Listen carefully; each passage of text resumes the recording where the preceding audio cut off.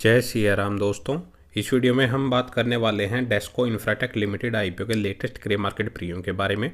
तो जब ये आईपीओ क्लोज हुआ था तब से अब तक इस आईपीओ के ग्रे मार्केट प्रीमियम में काफ़ी चेंज आ चुका है। ये भी हम देखेंगे कि इस वीडियो में इस आईपीओ की जो लिस्टिंग है वो कहाँ पे होने की संभावना है, तो लास्ट तक वीडियो को जरूर देखिएगा। तो पहले आईपीओ की बात करें तो यह 24 से 26 मार्च के बीच में आईपीओ खुला था। 150 रुपये पर शेयर कंपनी ने प्राइस बैंड रखा था। एक लॉट में कंपनी अगर देखें तो 1000 शेयर यहाँ पे ऑफर कर रही थी। टोटल इशू साइज अगर देखें तो कंपनी लगभग 31 करोड़ के आसपास का लेके आई थी और सारा का सारा फ्रेश इशू के जरिए लेके आई थी। इसका अलॉटमेंट स्टेटस 27 मार्च के दिन आ चुका है और ट्यूसडे यानी कि 1 अप्रैल के दिन यह आईपीओ मार्केट में लिस्ट होता हुआ नजर आ सकता है। इस आईपीओ के अगर हम टोटल सब्सक्रिप्शन की बात करें तो यह आईपीओ लगभग 84 गुना सब्सक्राइब हुआ था, जिसमें रिटेल कैटेगरी में 50 गुना और एनआई कैटेगरी में तो लगभग 233 गुना यह आईपीओ सब्सक्राइब हुआ था और क्यूआई कैटेगरी में भी लगभग 29 गुना के आसपास यह आईपीओ सब्सक्राइब हुआ था।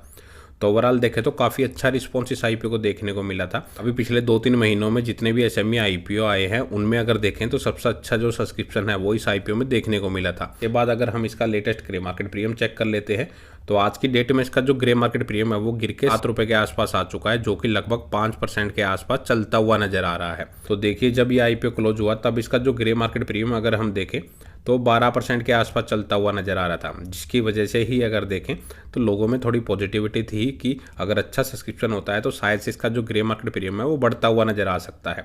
लेकिन उसके अपोजिट हुआ है। जब ये आईपीओ क्लोज हुआ उसके बाद भी अगर देखें तो मार्केट में थोड़ी करेक्शन देखने को मिली है, थोड़ी बहुत गिरावट मार्केट में आई है। उसके चलते ही उसका सीधा इम्पैक्ट क्योंकि ग्रे मार्केट प्रीमियम पे भी देखने को मिला है और इसका जो ग्रे मार्केट प्रीमियम है अगर देखें तो 12% से गिर के 5% के आसपास आ चुका है। अब सवाल आता है कि जिन्होंने इस आईपीओ को अप्लाई किया था, अलॉटमेंट मिल चुका है, वो अब इस आईपीओ में क्या करें।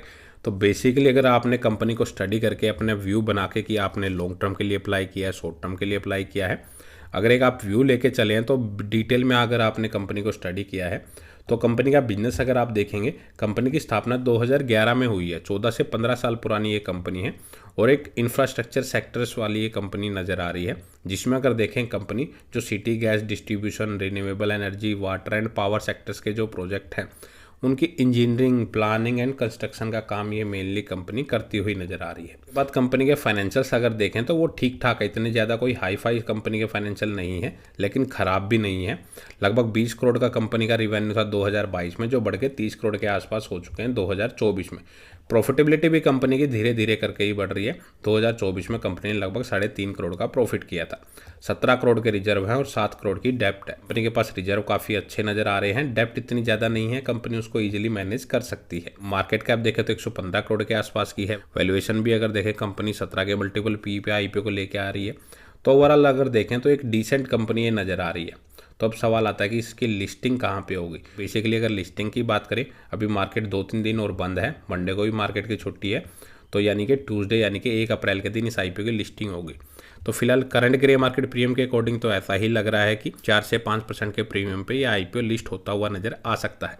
लेकिन जिस हिसाब से इसमें सब्सक्रिप्शन हुआ था, क्यूआई और एनआई कैटेगरी में काफ़ी अच्छा सब्सक्रिप्शन हुआ था, तो हो सकता है कि इसमें थोड़ा उलटफेर हो सकता है।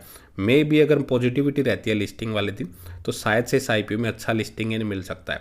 अच्छे से मतलब है कि 10 से 15% का लिस्टिंग गेन शायद से मिलता हुआ नज़र आ सकता है अगर पॉजिटिविटी रहती है। तो उसके अपोजिट भी हो सकता है अगर मार्केट में गिरावट आती है, ग्लोबली संकेत भी काफ़ी ख़राब चल रहे हैं अभी, तो शायद से अगर नेगेटिव साइड भी अगर लिस्टिंग होगी तो 5 से 10% के डिस्काउंट पे इसकी लिस्टिंग हो सकती है ओवरऑल अगर देखें तो। बाकी टोटली मार्केट के ऊपर ही डिपेंड करता है। Grey market premium daily update होता रहता है, इसको फिक्स मान के भी ना चलें। मैंने तो इस आईपीओ को अप्लाई नहीं किया था, तो बेसिकली अगर आप भी आईपीओ अप्लाई करने जा रहे हैं तो उसमें अपने रिस्क रिवार्ड सोच के ही कोई डिसीजन ले।